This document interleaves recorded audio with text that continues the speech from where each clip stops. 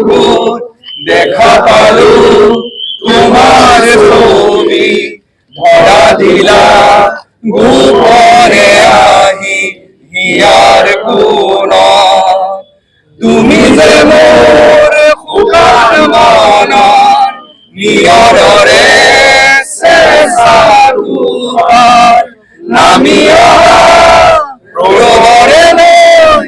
মোৰ দেহত প্ৰতিপুৱাই ব্ৰহ্মাৰ বাবে মোৰ প্ৰভু যুগৰে আচোন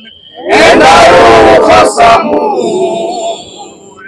বহুদিনৰে আপোন নিৰাৰ গান মোৰ শেষ হ'ব ভাবো তোমাৰ বুকু মায়াবিনী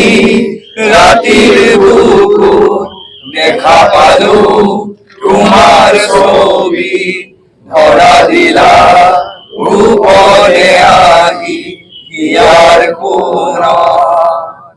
তুমি যে মোৰ শুকান মন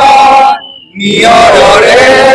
চেঁচা গোপাল নামি অহা প্ৰলয়ৰে লৈ মোৰ দেহত প্ৰতিপুৱাই ধুমুহাৰ বলে মোৰ বহুদিনৰে আচোন এধাৰো সঁচা মোৰ বহুদিনৰে আপোন নিজানৰ গান মোৰ শেষ হ'ব ভাবো তোমাৰ বুকু জয় জুবিন দা আজি ভিতৰত কলো যে মই যোৱা বছৰত দুটা বিশেষ সময়ত মই এজন অসমীয়া হিচাপে যথেষ্ট গৌৰৱ অনুভৱ কৰিছিলোঁ। প্ৰথমটো হ'ল যে যেতিয়া এজন ডাঙৰ শিল্পী তেখেতৰ মৃত্যু হয় অন্য ৰাজ্যত সেই শিল্পীগৰাকী অনুৰাগীসকল আৱেগিক হৈ যথেষ্ট মানে আইন শৃংখলা ভংগ কৰিবলৈ এটা পৰিস্থিতিৰ ভিতৰত সোমাই পৰে, কিন্তু অসমৰ ভিতৰত লাখ লাখ মানুহ ৰাস্তাত ওলাই আহিল আৰু আমি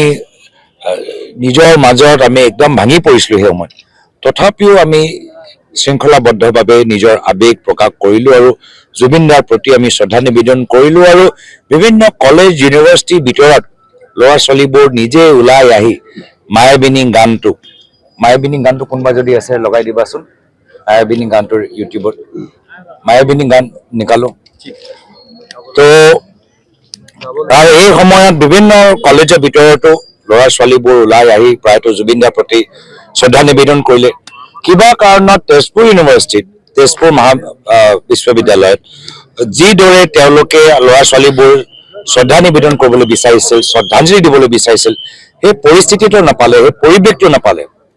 আৰু সেই সময়ত মই প্ৰথমবাৰতো মই গৌৰৱ অনুভৱ কৰিলোঁ যে আমাৰ অসমীয়া মানুহবোৰ আৱেগিক হ'লেও আমি শৃংখলাবদ্ধভাৱে আমি নিজৰ শ্ৰদ্ধা নিবেদন কৰিলোঁ। আৰু দ্বিতীয়বাৰ মই গৌৰৱ অনুভৱ কৰিলোঁ কি যেতিয়া তেজপুৰৰ ছাত্ৰ সমাজ সকলোৱে একত্ৰিত হ'ল আৰু ইয়াৰ যে সেই সময়ত প্ৰশাসনৰ দায়িত্ব থকা ব্যক্তি যিজনে যথেষ্ট হেঁচা তেওঁলোকৰ ওপৰত প্ৰয়োগ কৰিলে, সেই হেঁচাটো তেওঁলোকে সহ্য কৰিবলৈ সেই তাকতৰ বাবে যি একতা তেওঁলোকে প্ৰকাশ কৰিলে আৰু যিদৰে প্ৰায় 2 মাহ দিনত ক্লাছ, সন্ধিয়া প্ৰতিবাদ আৰু লোকতান্ত্ৰিকভাৱে প্ৰতিবাদ যিদৰে তেওঁলোকে প্ৰতিবাদ কৰিলে, মই এজন অসমীয়া হিচাপে মই যথেষ্ট গৌৰৱান্বিত। আৰু মই সেই কথাখিনি আজি মই আমাৰ তেজপুৰ ইউনিভাৰ্চিটি বিশ্ববিদ্যালয়ৰ ছাত্ৰ সমাজৰ মাজত মই প্ৰকাশ কৰিলোঁ যে মই তেখেতৰ প্ৰতি গৌৰৱ অনুভৱ কৰোঁ আৰু এজন অসমৰ প্ৰতিনিধি হিচাপে মোৰো চেষ্টা থাকে যে মই যেতিয়া অসমৰ কথাবোৰ সদনৰ ভিতৰত উত্থাপন কৰোঁ, মই দায়িত্ব সহকাৰে উত্থাপন কৰোঁ আৰু এজনক কৈছিলো যে এই তেজপুৰ ইউনিভাৰ্চিটিত বহুত বছৰ আগতে এটা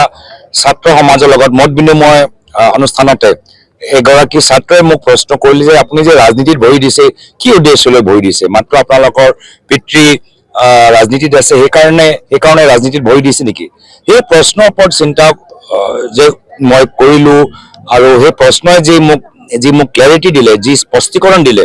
আৰু সেইটো মোক বহুত দিনৰ কাৰণে আজিলৈকে মোক সহায় কৰি আছে আৰু সেই প্ৰশ্নৰ উত্তৰ দিওঁতে মই ক'লো যে মোৰ ৰাজনীতিত ভৰি দিয়া উদ্দেশ্যটো তিনিটাহে প্ৰথম হ'ল নিজৰ দেশৰ বাবে মাত মাতা দ্বিতীয় হ'ল নিজৰ অসমৰ বাবে মাত মাতা তৃতীয় হ'ল নিজৰ সমষ্টিৰ বাবে মাত মাতা সেই দিনাও এই কথাবোৰ ক'লো আৰু আজিও মোৰ ৰাজনীতিত আজিলৈকে মই যে সক্ৰিয় হৈছো তাৰ কাৰণ হ'লেই তিনিটা প্ৰথম দেশ দ্বিতীয় আমাৰ প্ৰদেশ অসম আৰু তৃতীয় হ'ল আমাৰ সমষ্টি তো সেইকাৰণে আজি এটা ভাল পৰিস্থিতি য'ত আমাৰ ৰিপুণ বৰা ডাঙৰীয়া শ্যামণি বৰা ডাঙৰীয়ানী আমাৰ কৌশিক কাশ্যপ আমাৰ AICC ছেক্ৰেটাৰী মনোজ চৌহান আমাৰ NSU ইনচাৰ্জ কবিৰ আহমেদ খুব এটা ভাল এটা সক্ৰিয় পৰিস্থিতি আৰু নিশ্চয় ল'ৰা ছোৱালীবোৰো নিজৰ ভৱিষ্যত আৰু কেনেদৰে উন্নতি বিচাৰে সেইখিনি কথা প্ৰকাশ কৰিলে যিকোনো খবৰৰ বাবে যোগাযোগ কৰক আমাৰ এই নম্বৰত 9181 307 221